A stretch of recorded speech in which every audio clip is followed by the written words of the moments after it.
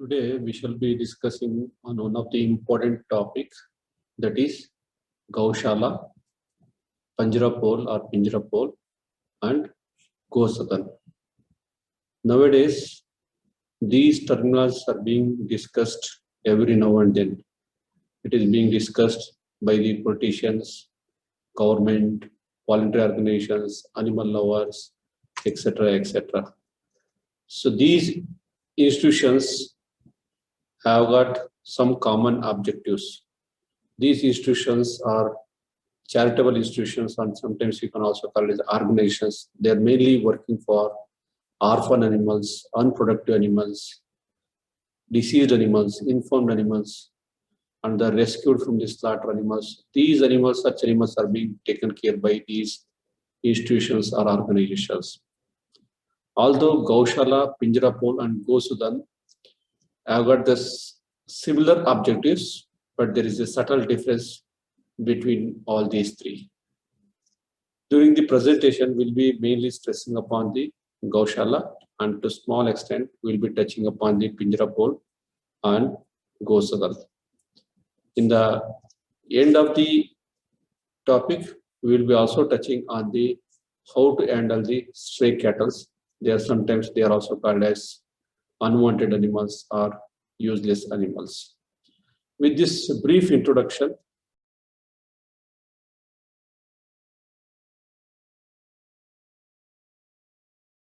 we'll be starting with first Gaushala. Gaushala means cow shelter. If you take this meaning of this particular word in Sanskrit, Gau means cow, Shala means shelter. So that's why it's called cow shelter. Gaushala word is a very common, very familiar word, and it is being used very widely by the religious people and those who believe in the cow as a what you can say worshipping animals. They all know about the Gaushalas. Okay, so these Gaushalas are being widely used and accepted by the volunteers or the religious people, and these are being created for the care and welfare of the orphan animals, unprotected animals, diseased animals, informed animals, and rescued animals. If you take the meaning of Gaushala, it is nothing but abode or sanctuary for cows, calves, and oxen. Abode means a dwelling, sanctuary means a good place. Okay, so Gaushala is nothing but a dwelling place, a good place for these cows, calves, and oxen. Although Gau means it's a cow, but nowadays the purpose and objectives of the Gaushalas, which were conventionally seen or established in the very early part of the independence, and the objective of the Gaushalas, modern Gaushalas, what we see today, has entirely changed. So if you go with the definition, so this definition is as per the Rajasthan Gaushala Act 1960. It is nothing but a charitable institution established for purpose of keeping, breeding, rearing, and maintaining a cattle, or the purpose of keeping these animals, protecting and treatment of infirmed or unwell animals, aged animals, diseased cattle. Okay, this is a conventional or general objective or the purpose of the Gaushalas establishment. Even sometimes Gaushalas also being used as a shelter for the rescued animals, which are generally destined for the illegal slaughter. The moment if you hear the word Gaushala means mostly these animals are unproductive, uneconomical. Either they are verge of death or fractured animals. Means no one is interested to keep these animals. Ultimately, they are let loose, and these animals either they will be roaming in the roadside or somewhere they will be, we can say, not taken care by anybody. So such animals are taken by these Gaushalas and they are being treated till their death. So these are the purposes of establishing the Gaushalas in the earlier days. If you see the objectives of Gaushala, as I mentioned in this slide, okay, there are three objectives. And these three objectives are defined by the Government of India, by Department of Animal Husbandry and Fisheries, so DADF. Okay. So what the object we saw in the previous slide. So these are the general purpose of Gaushalas, wherein we don't talk about any economics. Simply our motto is to take care of the unwanted animals. Okay. But if you see the objectives of Gaushalas, okay, by the DADF is entirely different. Okay. So now the Gaushala which are going to be established in the recent years, they need to have one of the objectives. Means their main purpose is to make the Gaushalas self-sustainable. Okay. So you have to establish the Gaushala in order to take care of unwanted animals. At the same time, again, you have some targets or there are some purposes. Okay. So what are three objectives of Gaushalas defined by the Government of India? First one, to preserve the Indian cow and progeny, and to breed and upgrade them for supplying plenty of unrented milk and milk products to the people, and distribute the best female cows to the villagers. This means that the establishment of the Gaushalas in a particular area or in a particular state, okay, generally it is expected that a particular breed of cow, okay, or buffaloes are being brought. Okay. So once they are brought there, so need to be upgraded by the breeding, so that by getting the newer progeny, you will get the milk and also you will get the best female calves. Okay, and such milk and milk products can be used for the maintenance of the Gaushala, and the good females can be given to the needy farmers. Okay. Second one is prepare best pedigree Indian bulls and supply to the villagers for breeding and upgrading the village cows.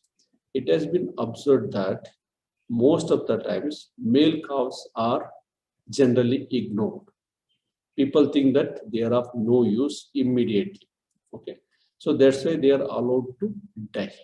When such males were rescued from the street or from anywhere, when they are brought, and they will be managed properly, and such best bred bulls, okay, because basically they are good only. However, due to some purpose, since there is no immediate purpose, and nowadays the value of the bullock has come down drastically because of mechanization, and when such male indigenous calves are neglected, such can be maintained in the farms and they can be given for the breeding purpose in the rural areas. Third one is, even if they are not fit for the breeding purpose, such bullocks can be used for the trap purpose. Okay, so indirectly you are going to run the Gaushalas for the unwanted animals. At the same time, whatever the breed you are going to maintain, the best among available in the Gaushalas can be bred, preserved, and can be distributed to farmers. Okay, these are the three objectives of Gaushalas with the has been defined by the Government of India. Let us see the historical perspectives. This is not that recently this has been established or this concept has come. Okay, so this historical perspective of Gaushala can be discussed under the four headings. One is what was the situation in the ancient period, pre-independence period, post-independence period, and the present situations. Okay, all we will be discussing one after another. First, let us discuss during the ancient period. Though during the ancient period, the word Gaushala was not existing. Okay. However, people or the religious people who tried to protect the cow and cattle by different ways and means, and nothing but a synonymous to the Gaushala movement. Though there was no systematic organization or institution were created to take care of cows and cattle wealth, but people attempted to protect these cows and cattle by different ways. Such things also can be considered as an attempt to make a Gaushala. Okay, and such practices are not like for one or since last 5,000 years it is being practiced, and that can be witnessed even in the Vedic period. So how this can be witnessed? If you see the Rig Veda, here it refers cow as a Agnya, means one which must never be killed. Indirectly, you are protecting the cow. In the Ajurveda, it states that Go matra na vidyate, which means that there is no parallel to the cow in this world. Okay. So indirectly, it gives highest priority to the cow. Third one is Atharveda states Denu Sadanam Rayinam, which means cow as a house of prosperity. So all these different Vedas indicate that cow is precious, cow needs protection, and there is no parallel to the cow in this world. So indirectly, it is nothing but a care and concern shown by the people at that time towards the cow. Okay. Even during the medieval period, that is 6th to 16th centuries, wherein cow and its progenies were protected by the rulers. This has also been observed during the Mughal period. That is from Humayun to Shahjahan and Sham Alam. There was a complete ban on the cow slaughter. So indirectly, the cows were protected. What about pre-independence? Pre-independence here we mean to that just before independence. Okay. So during that time, again the Gaushalas focus mainly on the treating cows well because of that religious significance in the Hinduism. Okay. But actually, the first Gaushala was established in Rewadi, that is in Haryana, by Swami Dayananda Saraswati, the founder of Arya Samaj. Later, it was established by the Raja Rao Yudhishthir Singh Yadav in 1879. So, practically, if you see, the first Gaushala established during the pre-independence period only. Okay. So, typical terminology might not have given for Gaushala, but this has been established in organization in 1879. Okay, by Raja Rao Yudhishthir Singh Yadav. After that, there are so many Gaushalas were spread over the India. Even after the establishment of Gaushala, the first Gaurakshini Sabha, Cow Protection Society, was also established in Punjab in 1882. So these are the precedences, or the incidences, or the activities which are started even during the pre-independence, and later they took the shape of Gaushala. The movement spread rapidly all over North India till Bengal, Bombay, Madras presidencies, and even the central provinces. These organizations rescued wandering cows and reclaimed them to groom in the place called Gaushalas. And this was also considered as a charitable network developed all throughout the North India to collect rice from the individual, pool the contribution, and resell them to fund the Gaushalas. So this is the way these Gaushalas were established, and in order to run these Gaushalas, they were collecting the rice, and later they were sold, and the money which they got from the sale of rice, they tried to maintain these animals in the Gaushalas. If you'd see, even during the British period, okay, neither they respected the traditional rural economy nor bothered about the sentimental of people or the cultural heritage of this India. Cow, they were just treated as a good source of meat.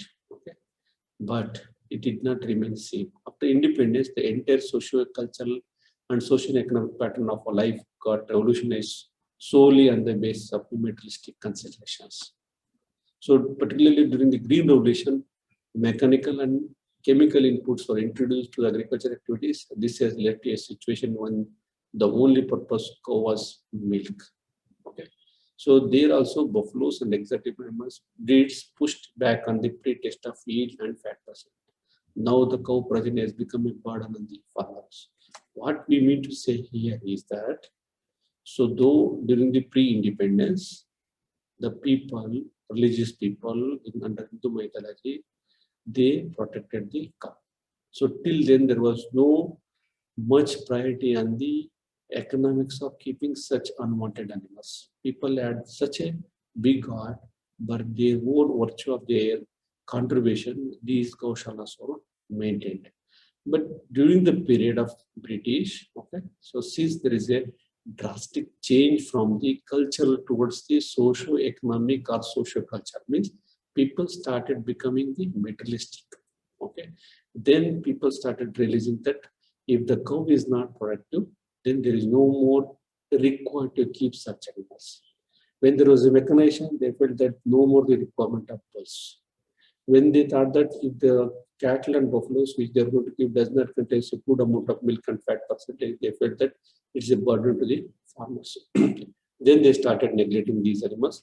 This has further led to the burden on the farmer. Okay.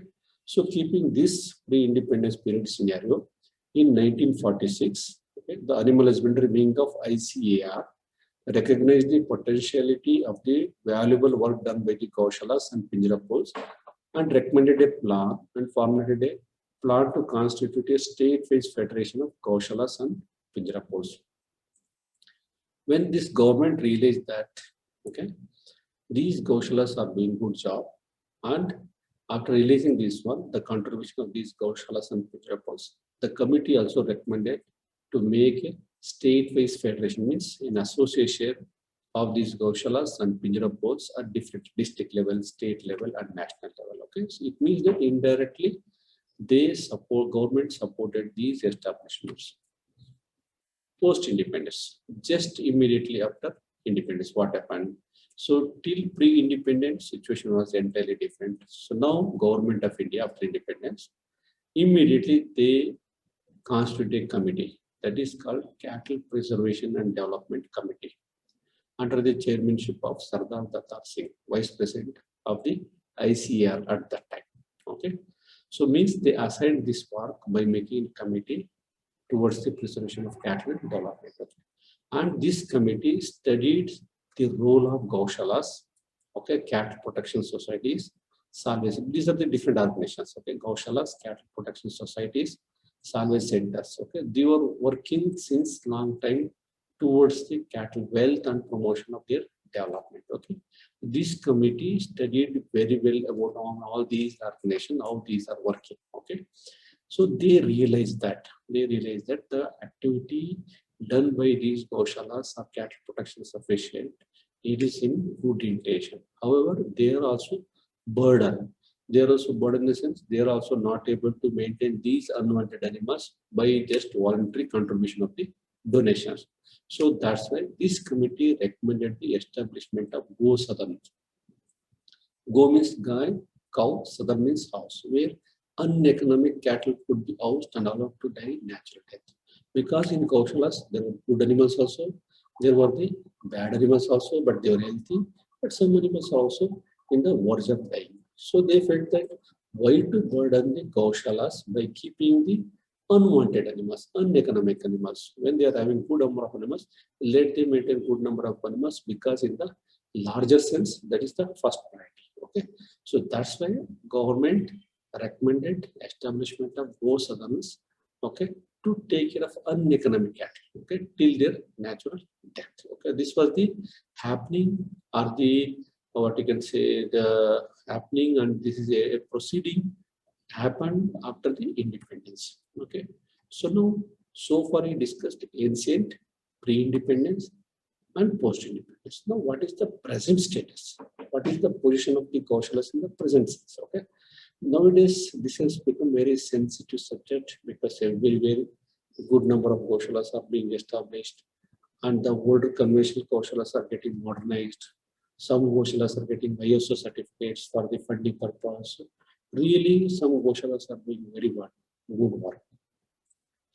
And with the stringent rule of cow slaughter ban, and the stringent rule of these animal lovers, and by the different NGOs towards the cruelty of the animal towards these unwanted animals, these Gaushalas are getting activated very frequently. Okay, so they're getting good fund, they're getting improved, they're enlarging their scope. Okay, so like that, this is the what is the present status? Okay, that let us search. Now Gaushalas present throughout India. Maybe exception is that some states where cow slaughter is allowed, probably Gaushalas does not have any scope. Okay, and these Gaushalas size may vary from 1,000 to even more than 1,000. Okay, smallest could be 100, and the biggest could be 1,000. Okay, even some Gaushalas in Delhi 7,500 cattle in houses. In Haryana, there are 408 Gaushalas which are holding more than 6 lakh animals. It's huge thing. It's a huge thing. Already we understand that in Bhiwadi, Gaushalas started in North India. These Gaushalas were very predominant and prominent activities since long time. Okay. If you take Rajasthan also, where they're really concerned about this cattle, okay, so they have got also 2319 gaushalas which are which are occurring, and out of which 1724 are registered in the Rajasthan Gaushala Act. Okay. So these gaushalas, to get the funding, they have to be registered either in the Animal Welfare Board of India or in the respective state under the Gaushala Act. They can register these. Okay. Even in Rajasthan, cows, since camel is also banned. Okay. So there are 2 camel gaushalas also exist in Rajasthan. Okay. So these are the situations which are happening in and around the country. So with this, what it is, a broadening of the scope of these gaushalas. Okay. So the purpose is also becoming more precise. Like as I told in the beginning, the whole purpose of gaushalas is getting changed nowadays. Okay. The role of gaushalas in India vary from state to state. The isolation station for the diseased animals or mixing of different diseased animals in one place. Okay, example is Karnataka. Means it does not mean that Karnataka gaushalas are having the only these objectives, but in state to state, the objectives and the purpose of gaushalas may vary. This is what we mean to say. Okay, in the present scenario, in some states like Gujarat, their main gaushalas purpose is to make the gaushalas more productive. Okay, in order to encourage these organic milk, dung, urine for the biofertilizers. Okay, so their main objective could be towards the self-sustainable gaushalas. Okay, in some states it could be a breeding station for the indigenous cattle. Okay, the gaushalas can be established mainly purpose of the breeding purpose in order to conserve or preserve the indigenous cattle. In some cases, it's simply a cow shelter, like conventional gaushalas. Okay, where you will entertain each and every type of animals which they come to the gaushalas. Okay, whether they are verge of dying or whether they are infirm animals, diseased animals, unprotected animals, whatever it could be, all are being entertained in these gaushalas. Some gaushalas are now privately run solely and they depend on the donation. Okay, so to such an extent, people are establishing these gaushalas. Okay, and if you see the Animal Welfare Board of India has a good number of gaushalas have been registered. Okay, this is the list which I just namesake I put here from 2021. Okay, all gaushalas. Okay, generally has to be registered in one other act, which we'll be discussing in the future. So now, what is the actual station? So far, what we discussed, this is in general. Okay, in general. But if you take the in reality with facts and figures, okay, one report says that is the report mentioned by the National Commission on Cattle. Okay, National Commission on Cattle.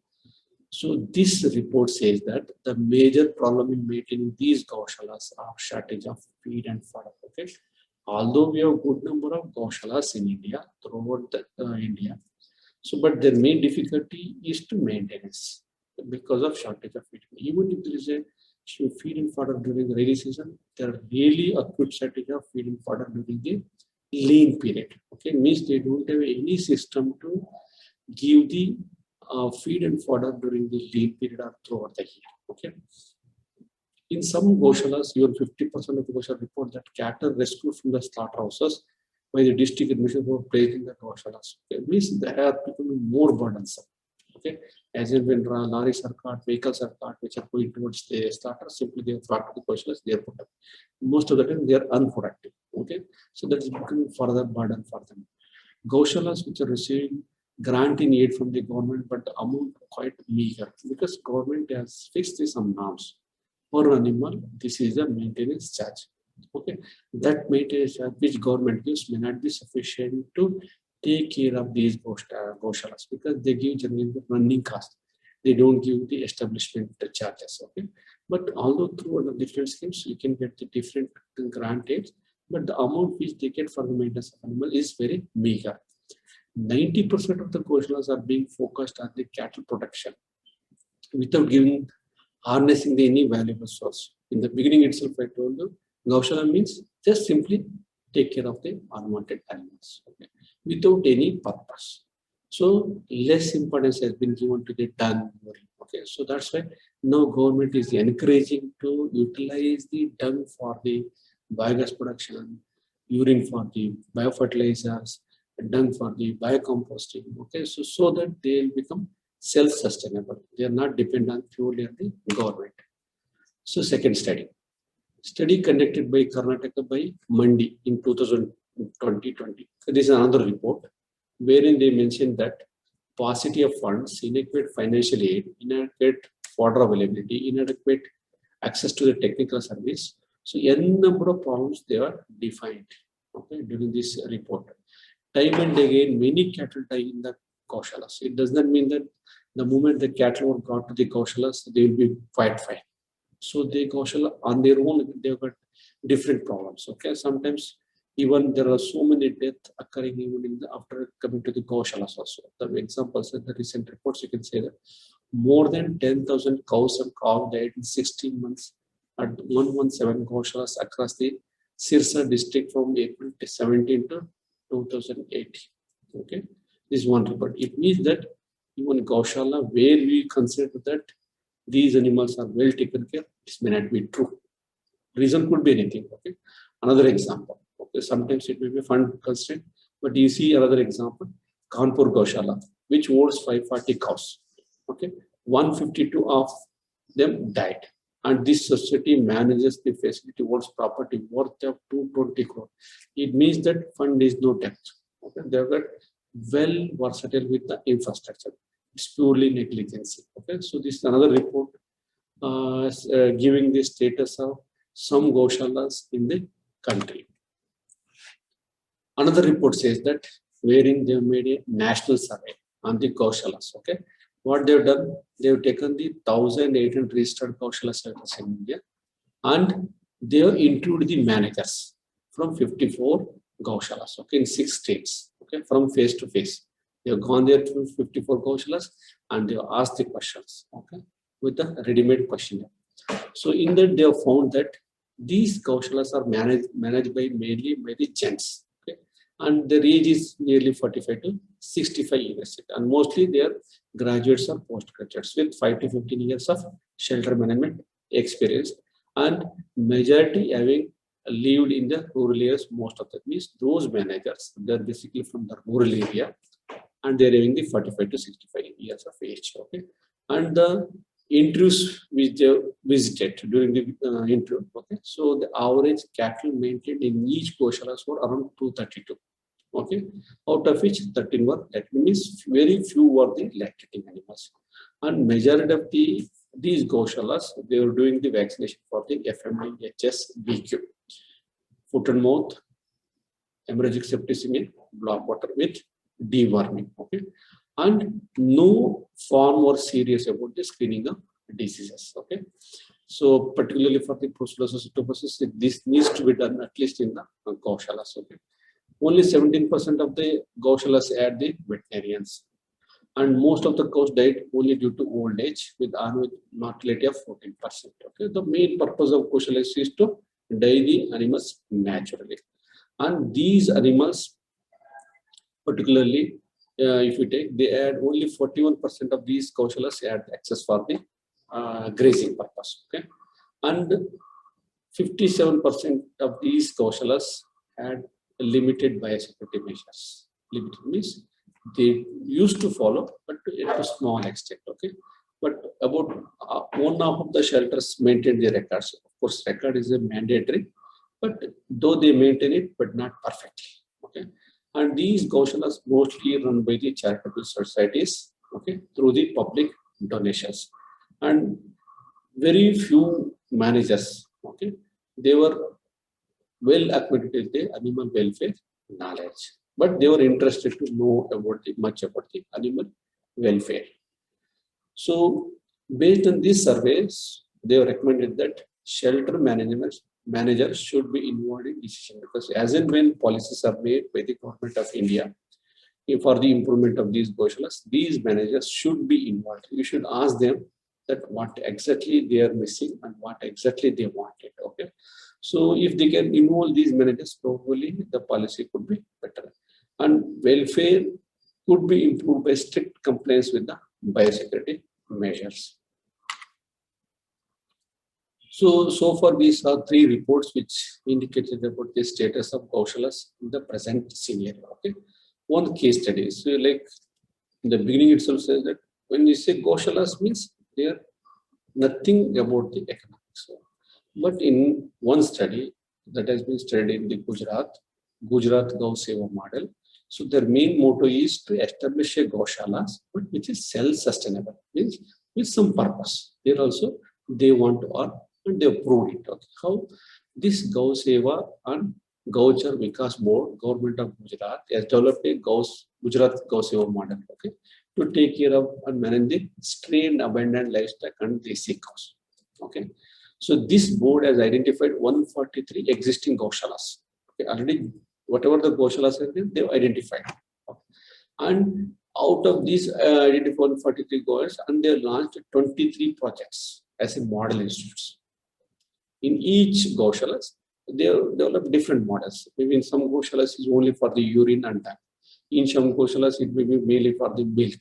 In some Gaushalas, maybe mainly by production. So like the different models, okay, have been proposed in these 143 Gaushalas, okay, to make it self-sufficiency by using the cow dung, urine, okay, for the production of medicines, energy and electricity by the biogas, biofertilizers, pesticides, and other items for the daily use.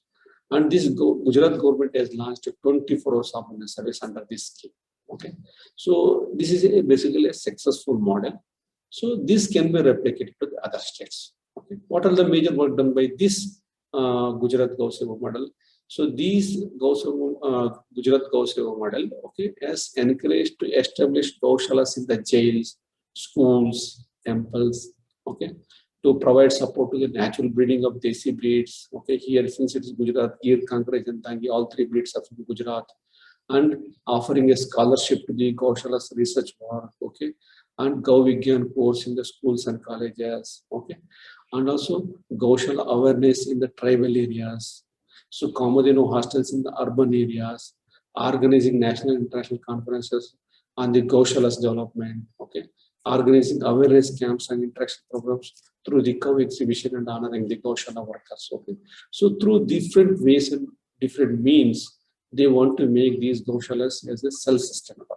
Okay, so that they will act as a role model Gaushalas for the other states. Okay.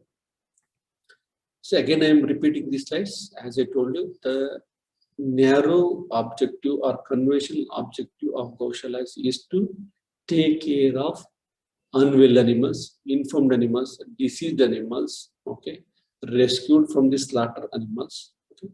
So these are a conventional objective of the Gaushalas. But with this, on the present scenario, that's not going to work out. So that's why, as and when, if you want to open a new Gaushalas or whenever you want to modernize your Gaushalas, your main motto towards these three objectives, which I already discussed in the beginning. Okay. So this is all about the Gaushalas. Okay. Just after Gaushalas, there is one more word called Pinjarapol. Okay.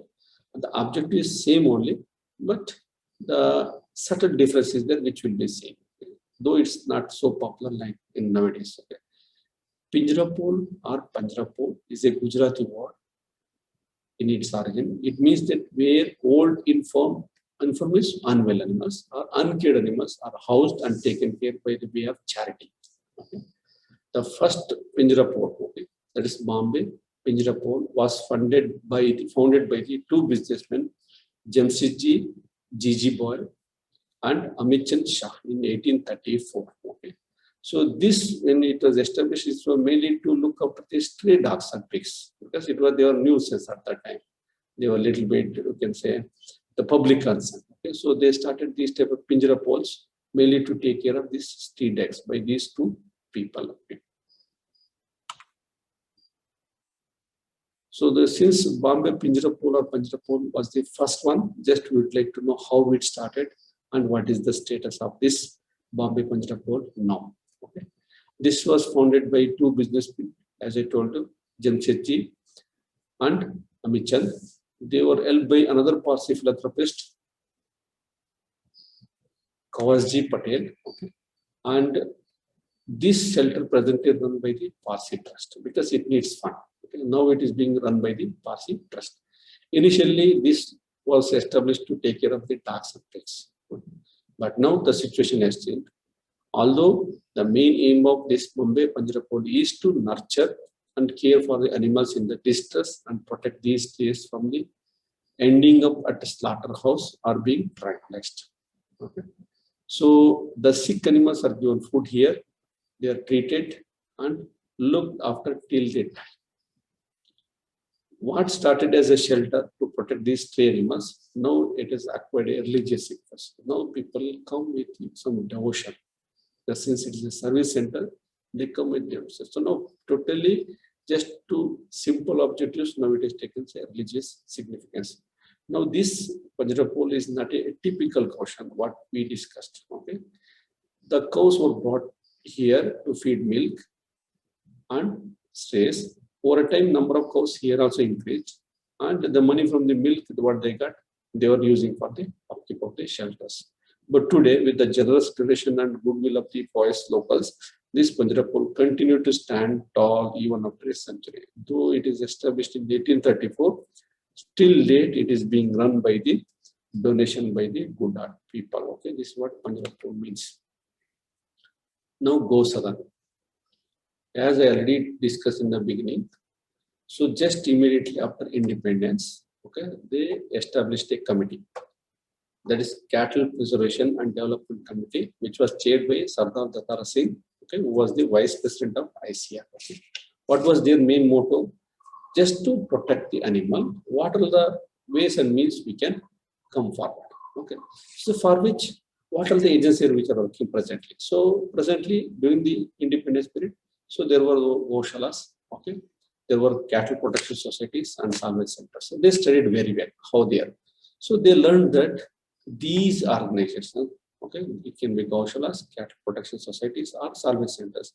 They learned that these organizations are working for all categories of the cattle, whether they are productive or unproductive. Okay, so thereby their whole objective was diluted. Okay. So what are the things needs as a supplementation? What support government should do? So with keeping this in, this committee recommended that we should establish Gosadhans, okay, which will take care of the uneconomic cattle. Let the economic, productive, good animals used by these Goshalas, okay, can be used for good purpose, but unwanted, uneconomic cattle can be allowed to die naturally in this Gosha. Simply just offer them feed, okay, as long as they live. Okay. That committee recommended these establishments, so purely by the government funding. Okay, and this proposed establishment of 160 Gosadhans in the country, which include in the first 5-year plan. Okay, this is a part of financial program, so they include in the first year to establish 160 Gosadhans. The main is to segregate old, unproductive, and useless cattle from the good ones, so as to control the promiscuous breeding and also to relieve pressure on the limited resources of feed and fodder available to the productive stocks in the Goshalas. Okay, so these Gosadhans will take care of the unproductive animals, and all these Goshalas will take care of the productive animals. However, these Gosadhans, they did not last, or they did not fulfill the objectives, because it was poorly government funded and it is in the what you can see in the interest of larger area, larger people. Okay, so in 2002, again another committee was set up, that's National Commission on Cattle, Rashtriya Govansh Ayog, okay, which recommended having one Gosadhans in each village, accommodating all stray and surplus cow, okay, which are non-lactating of the community with the following functions. Means these same Gosadhans which were proposed in 1947, okay, by this Cattle Preservation and Development Committee, okay, has changed to a village level Gosadhans. Okay, earlier Gosadhan for this sector, for the larger area, which we'll be discussing. But this National Commission Cattle proposed establishment of Gosadhans in each village. They are called village level Gosadhans. Okay, the main purpose to accommodate all the stray and surplus cows in the village level. Okay, and these Gosadhans will look for the breeding center also, and they will also make some vermicompost. Okay, and also they get some of the government support. So this commission recommended these Gosadhans. But Gosadhans, what they proposed in the first 5-year plan, okay, they did not work nicely because of lack of fund by the state government, because the government of India will not give the fund directly to the Goshalas. Okay, it has to go through the state government. non-availability of suitable land, because when the Gosadans were proposed, they wanted larger area. Because to establish a Gosadan, they wanted larger area, which the government, local government did not provide. Absence of legislative measures for the compulsory removal of unprotected cattle from the owners. Because if at all, if you try to take out the unprotected animals, certainly you take care of the protected animal in a better way. But people are not ready to give such unprotected animals. And unprotected animals, there were no strict rules to take out such animals from the either owner or from the area organizations. Okay? And they transport difficulties. Okay. So that's why Gosadans did not do well. Although these Gosadans established by the government could not prove to be successful, but Gaushalas and Pinjrapols managed by the committee were still running. So that's what I told you. Gosadan was established purely by the government side. Okay. So where there are no volunteers, but these Gaushalas and Pinjrapols, since it's run by the volunteers and by the donations, naturally the care and concern will be far, far better than the government organizations. Okay. So far we discussed Gaushala, Pinjrapol, and Gosadans. Okay. So now we'll be discussing on the stray cattle management. This is part of the Gaushala, Gosadan, and Pinjrapol, because they also take care of these stray cattle. Okay. Generally, such stray cattle can be brought to the Gaushalas or the Pinjrapols or the Gosadans. Okay. Till the natural death occurs. Okay. But however, with the recent problems faced by the public, nowadays if you go to village level, town level, wherever you go, you will find good number of animals. Okay. And they are considered as a stray cattle. So such stray cattle, how it is being managed, that we are going to discuss. Okay. Let us see what is stray animal. Stray animal is a domestic animal that is wandering at large and is lost. Either way it can be. People can leave it as it is, and these such animals may roam here and there intentionally or unintentionally. They may be lost from the owner and they may be roaming here and there. So they are not in a position to identify. Okay? They are called stray animals. Okay. So stray cattle means in general it is cowardly, because the nuisance which they created by the cattle is by and large to a greater extent compared to the other species like a dog, sheep, goat. Okay. Because there is a religious attachment with these cattle. That's why no one wants to take out these animals from the road to their house. Okay. So that's why you'll see most of the times only the cattle. And these cattle generally roam in the streets of village, towns, and even cities. Okay. And this is a countrywide problem now. It is spreading from the rural to the metropolitan cities. Okay. So now how to address this issue? That is the problem. And why we should address? That is another question. Okay. This ever-increasing number of stray cattle roaming on the streets of towns and cities, they're causing serious problem to the environment because of methane production. Transport system and also traffic accidents. Everyone might have faced this situation. Okay. In the road, suddenly there is a cattle coming from one end to another. So you may have to put the brake very quickly. And there is sometimes unknowingly sudden movement of animals on the road. Okay. So this will create a traffic accidents. Okay. Public attack. So this is sometimes too much unbearable, particularly this bull. Okay. So these bulls sometimes attack the public as and when situation demands. Okay. And sometimes even disturb the natural dwelling of that particular area. Okay. And these three animals are also source of infection. Okay. If they get these, they are not being treated well. So naturally, this is spread from one animal to another animals. Why this problem is to be taken very seriously? Because as today, this cow slaughter ban has become more strict, and by and large, every state is implementing this ban. Okay, and rules are becoming more stringent. So with this, unprotected animals are bound to come to the road, because owner, since he finds that these animals are unprotected, just he will let loose these animals, and such animals will become later stray animals. Okay. Time and again, it has been said that these stray cattle are the indication of the fact that these are unfit and their rearing is uneconomic. So that's why owners they push them out into the ultimate journey to the slaughterhouse. But on the other end, slaughterhouse rules have become very strict. So ultimately, they fall prey as a stray animals on the roadside. So now what is the solution? Now the government has come up with some proposal, okay, to tackle this stray animals. Okay? The strategies to tackle the problem stray cattle and so-called useless or dry cattle have to be implemented at all levels and as a combined efforts of various agencies.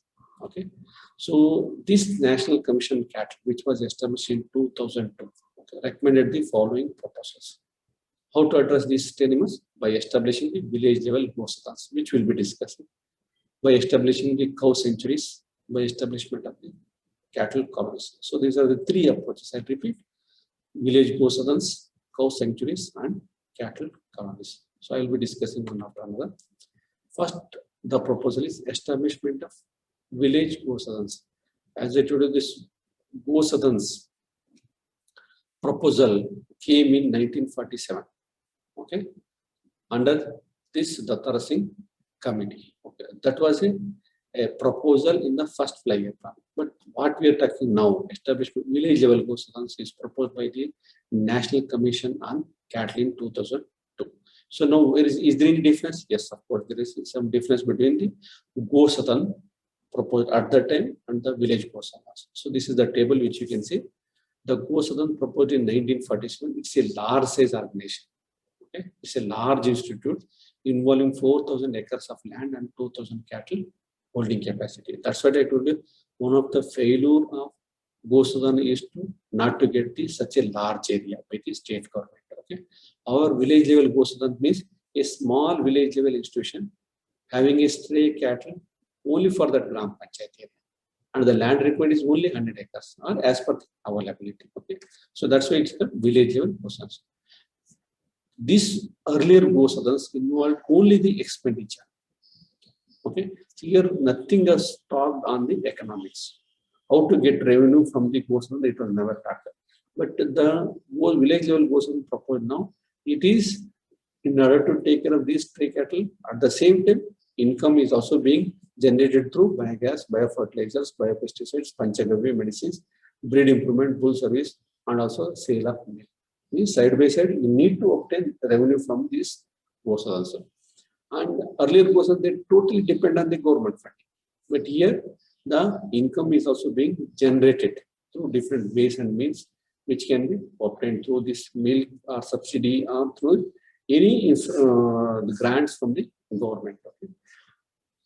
The earlier Gosadan proposal was functioning in isolation. Means it was for the one particular place where you have to bring cattle from the different part of the area. Okay, and it never had any linkage with any of the institutes. Okay? They never had a contacted, they never had any relationship with the neighboring government institutes. But village Gosadan compulsory need to have linkage with the Krishi Go Vigyan Anusandhan Kendra, which are located in the rural areas. Okay, so the earlier Gosadans no thought on economic viability and new owners. But this Gosadan, village level Gosadans, they always talk about the revenue generation. And the earlier Gosadans was a sectoral function, but here the establishment of village level Gosadan now is a part of district.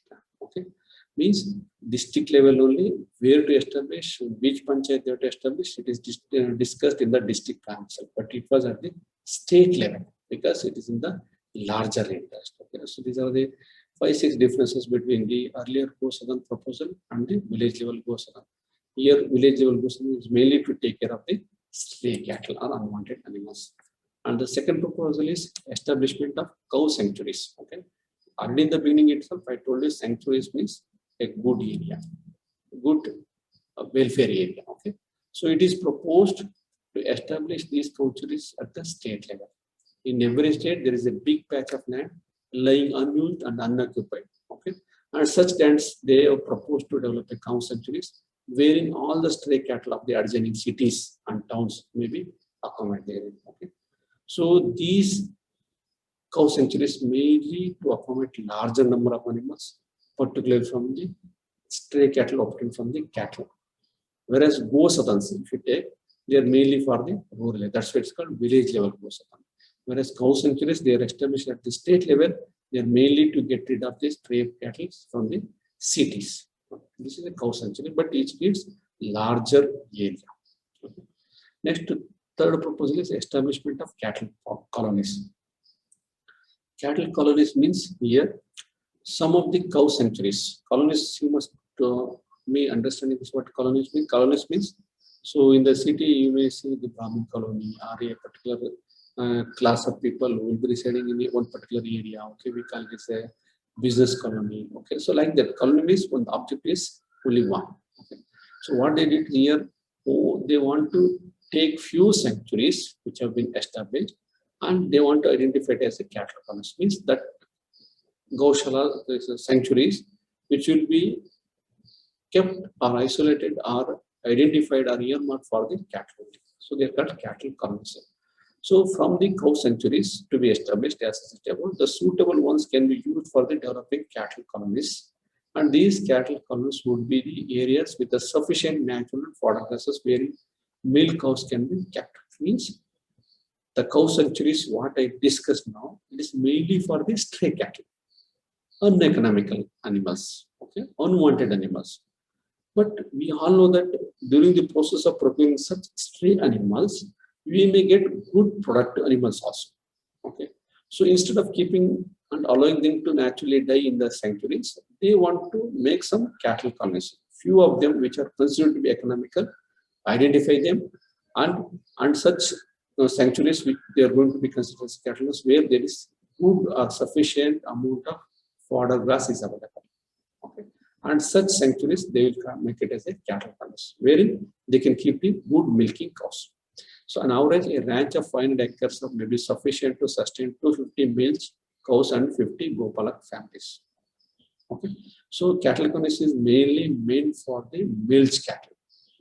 Okay, but cow sanctuaries, the main purpose is to take care of all the stray cattle in the cities, which does not talk about specifically about the milking animals, but cattle colonies will talk about the milking animals.